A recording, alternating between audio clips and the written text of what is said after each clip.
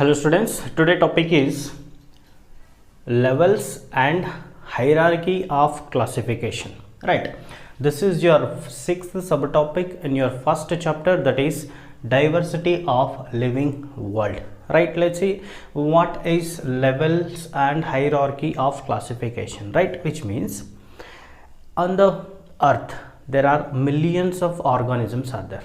Right, to read about those organisms it is impossible task, so we need some classification.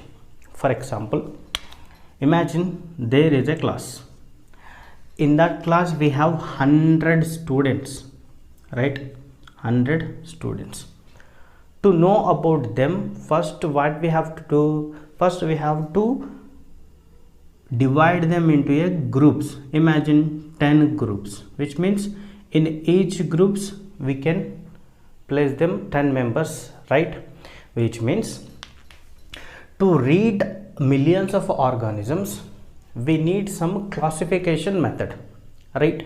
For that we have to know what are the levels are there and what is the hierarchy of classification, right? First let's see total living organisms. Okay, total living organisms are divided into three domains. Okay, three domains. This three domain system was introduced by Mr. Carl Oss. Remember this please. Three domain system was introduced by Carl Oss. Those three domains are, first one bacteria, second one archaea, third one eukarya. Total organisms are classified into three domains by Mr. Carl Oss. Right, based on this three domain system, right, based on that three domain system we have 6 kingdoms, right? They are one eubacteria, second one archaebacteria, third protista, fourth plantae, fifth fungi, and sixth one is animalia, which means these are all kingdoms. Okay, these all 6 kingdoms are divided based on the three domain system, right? Now let us know about hierarchy of classification, right? According to 6 kingdom, okay, 6 kingdom classification, there are 7 obligatory categories are there, right? 7 obligatory categories. Let's know what are those 7 obligatory categories. To know those 7 obligatory categories, you have to remember the term KPCOF-GS. Okay, KPCOF-GS, right? K for kingdom, P for phylum, C for class, O for order, F for family, G for genus, and S for species, right? In some type of a classification, okay, in some type of a classification there are 8 obligatory characteristics are there. 8th one is subspecies, right? Subspecies. Let us know about this 7 obligatory categories. First let's take kingdom, right? Kingdom. Example, let's take kingdom Animalia, right?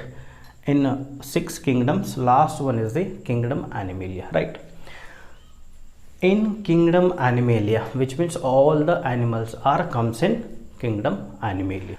In kingdom Animalia, right? In kingdom Animalia, there are many phylums are there. Example, Porifera, Protozoa, Coelenterata, Platyhelminthes, Nematohelminthes, Annelida, Arthropoda, Mollusca, Echinodermata, Hemicardata, Chordata, right? Like this, all phylums are included in kingdom Animalia.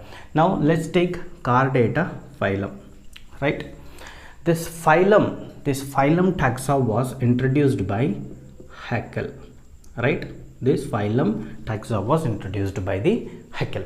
Now let's take Chordata phylum. In Chordata phylum there are many classes are there, which means similar function, similar structured classes are present in Chordata phylum. Example, Cyclostomata, Chondrichthyes, Osteichthyes, amphibians, reptiles, aves, mammals. All these are classes which are present in Chordata phylum, right? Next let's take Mammalia class. Okay, in Mammalia class we have many orders are there. Example, Rodentia, Chiroptera, Cetacea, Carnivora, primates. These are all orders which are present in Mammalia class. Now let's take Carnivora order. In Carnivora order we have Felidae family and Canidae family, which means in order there are similar functioned, similar structured families are there. Let's take Felidae family. In Felidae family there are many genuses are there. Example, Felis and Panthera. These two are the genuses which are present in Felidae family. Now let's take Panthera genus. In this genus we have many species are there. Example, Panthera tigris. In this, Panthera is a genus, tigris is the species. And next, Panthera leo. In this also, Panthera is a genus and Leo is the species. Next, subspecies. Subspecies means subspecies is the geologically isolated groups of animals. For example, let's take crow. Right.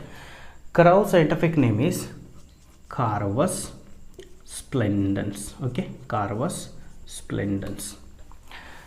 This Carvus splendens is the scientific name of crow, but in India and Pakistan, crow scientific name is Carvus splendens splendens. And same crow scientific name in Myanmar, Carvus splendens isolens. Same scientific name of crow in Sri Lanka, Carvus splendens protegatus, which means same crow scientific name in India and Pakistan, that is Carvus splendens splendens, but same crow scientific name in Myanmar, that is Carvus splendens insolens. To know this 7 obligatory system, just we have to concentrate on this part. First, KPIC of GS means kingdom, phylum, class, order, family, genus, species, right? Similar structured and similar functioned species are included in genus, okay? And similar functioned and similar structured genuses are present in family, okay? Similar group of families are present in order, similar group of orders are present in class, similar group of classes are present in similar group of phylums are present in kingdom, right? This is about 7 obligatory categories and levels and hierarchy of classification.